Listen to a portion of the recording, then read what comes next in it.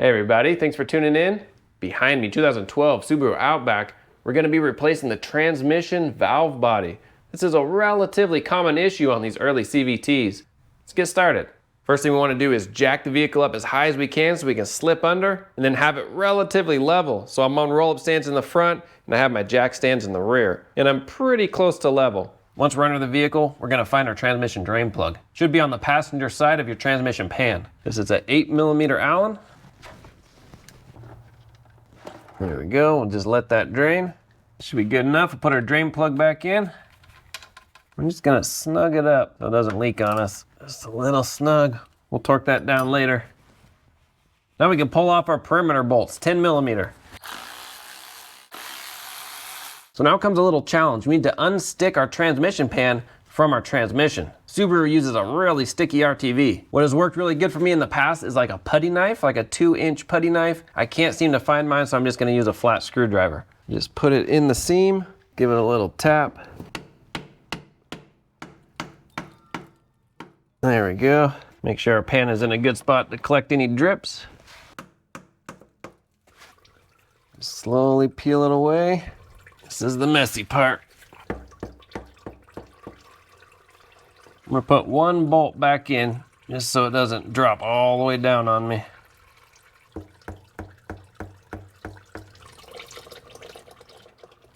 Nice and slow, nice and easy. Take this back out. Okay, there we go. We'll just set our pan aside. We'll clean that out a little bit later. Now we want to take out our filter. There should be 3 10mm bolts. All right, we'll hold on to the filter. Don't drop your bolt in your catch pan, and you'll just be fishing it out. Okay, make sure our catch pan will catch it. There, nice. We'll go ahead and unplug our valve body. Just push and pull. There we go. When you look at your valve body, there's like a kajillion bolts, but we only need to remove 12 of them. You'll notice 2 different color bolts. There's a shinier bolt and then a darker bolt. We need to remove all the dark bolts and 1 shiny bolt. Right here is our electrical connector. There's 2 bolts immediately on top of the solenoid and then 1 bolt to the side of the solenoid on the perimeter of our valve body. So there's 2 dark bolts, 1 shiny bolt. That's the 1 shiny bolt we need to remove. Otherwise, it's just the dark bolts. 10mm. We'll put all our bolts on a nice clean rag. All right, I'm gonna move you just a little. I was looking back at the manual and I was wrong. It's not this silver bolt behind the solenoid, it's this silver bolt right on top of the solenoid. I'm just gonna bolt this back in. And we'll get this one right on top. There we go. Make sure your catch pan is catching. Just let that drip for a while. There's one other bolt. I have just one more in. This valve body's just a little heavy, not crazy, but when you're under the vehicle like this, it is a little on the heavy side. Okay, there we go. That's it. Down we come. There should be another O-ring holding it on. Oh, whoa, there we go. It was just that O-ring right here. Well, there it is. Let's prep everything to install the new one. While we're down here, we'll go ahead and clean off our surface really well, get this old RTV off before putting in our new valve body. We'll just use a razor blade, go ahead and scrape. Try your best not to gouge anything, but if you accidentally do, because this is an RTV gasket, that's okay, it'll seal. But just do your best. Now we'll take some brake clean on a rag. We'll just wipe this off really good. Just do a once wipe, and we'll wipe it one more time right before the pan goes up. We just want to get all the oil and old RTV off the best we can. If a little's left behind, that's okay. There we go. That looks really good. If we got any RTV inside the transmission, we'll just wipe that, get it all out. You don't want any debris inside. Okay, looks good. Let's install our new valve body. Okay, our new valve body comes out of the box.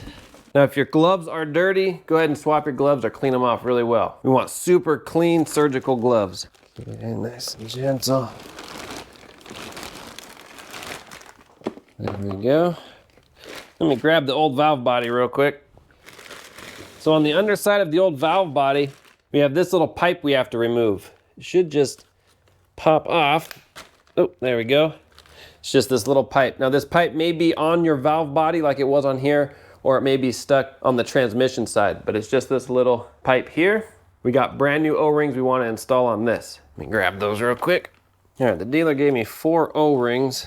Not sure why, but we will figure out which one fits on this pipe. I think it's these smaller ones. We'll just pop these off with a little angled pick. You can pinch on them. It'll kind of raise it a little, and then it just slides off and over, just like that. Let's match it up. Yep, it's these smaller ones.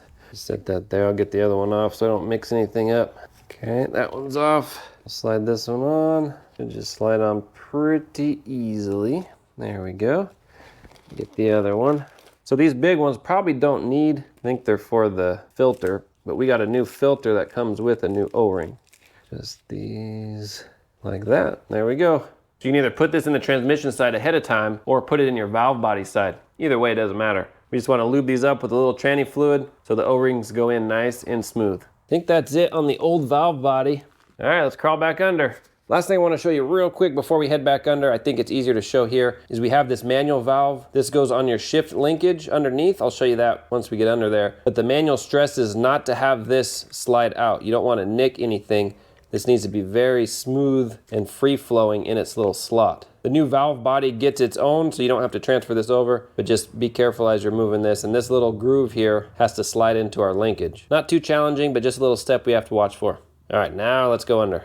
All right, from this point on, we're in a surgical room. Our hands and everything we install in this transmission has to remain super clean. Our little pipe with the double O-rings, I'm gonna put that in the transmission first. So just grab some of this tranny fluid that's inside. We're just gonna pop it in right here. There we go. That sits in all the way. I'm gonna unbag my valve body. You can probably unbag it ahead of time and just leave it in the tray unbagged. That would probably work just fine. They give you a little clip here that holds that in place. We'll just undo that little clip. So now our manual valve can move. We just don't want that to fall out. And this will go up like that. That kind of feels right. Let me get a couple bolts started. Oh, there we go. Get another one. One in the front. Okay, so we're lined up just like that. We got our manual valve, not quite in its spot, but it's gonna fall in once we suck it up. So I'm just gonna push on it to get it to seat into that little pipe O-ring. There we go. You can kind of feel it fall in. Nice. Okay, let's get all our bolts in, at least started.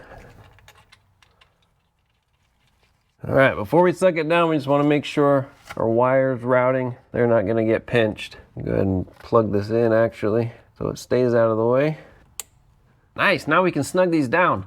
A word of caution, if you're using an electric ratchet or any kind of power tool, you want to be very careful not to over torque these. The torque is only a couple foot-pounds, so it's really easy to overdo it. So just super lightly snug them up.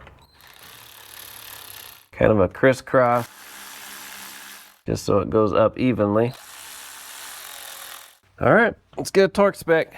These are torqued to 6.6 foot-pounds or 79 inch-pounds, so not very much. All right, now I'll go back through and just double check. All right, all 12 are torqued. You can put on our new filter. We got our new filter, make sure the O-ring's on it, and we'll lube it up with a little transmission fluid. Pop it in. There we go. These bolts in.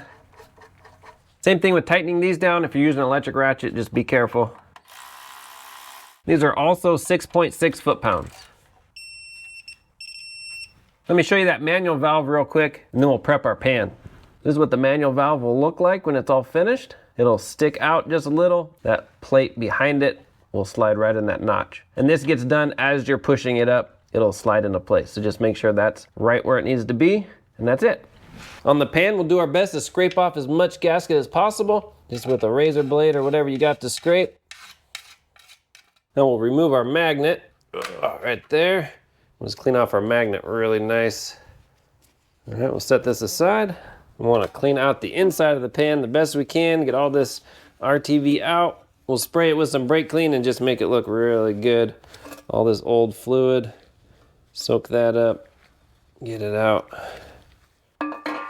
Want to make sure that there's no debris left in the bottom of this pan. Let me get some brake clean. Get any oil off, especially around the rim where our new RTV is gonna go. Want that nice and clean, oil-free. Yeah, it's looking really good. There's a little debris in it. I'll blow it out with my air gun. We got it all blown out. Practically looks brand new. We'll put our magnet back in, just over that little bump. Before we do our RTV, we're gonna do one more spray just around the perimeter so we get a nice adhesion. We'll try not to touch it again with our hands. There we go. Let's throw our bead on. When you're laying your bead of RTV, it doesn't have to be too thick. Just a nice light 1/16 to an 1/8 inch all around, and we'll also circle our bolt holes. We'll just start here, go around, do a little circle. And just keep doing that all the way around.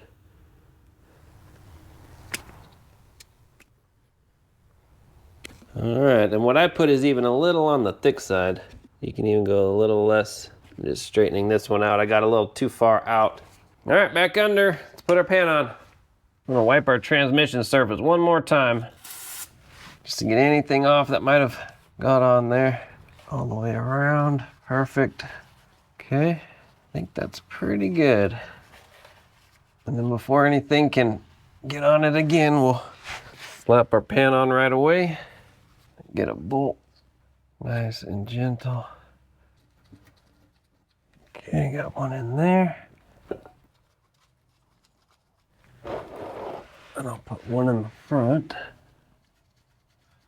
All right, that's gonna hold it for me. Then I'll just put in all the rest. So follow the directions on your RTV bottle. A lot of times you just wanna tighten it up until it begins to squish, then let it sit for about an hour and then torque it. But whatever your bottle says, follow that. When it comes time to torque yours down, they are 3.7 foot-pounds or 44 inch-pounds. Once you're finished there, we'll fill it up. We are all ready to fill up our fluid. We'll go ahead and torque down our drain plug. That is 14.8 foot-pounds, or you can round up to 15. Our fill plug is on the back of the transmission on the driver's side. 10mm Allen. Crack that loose. There should be a fill plug with the gasket. Nice.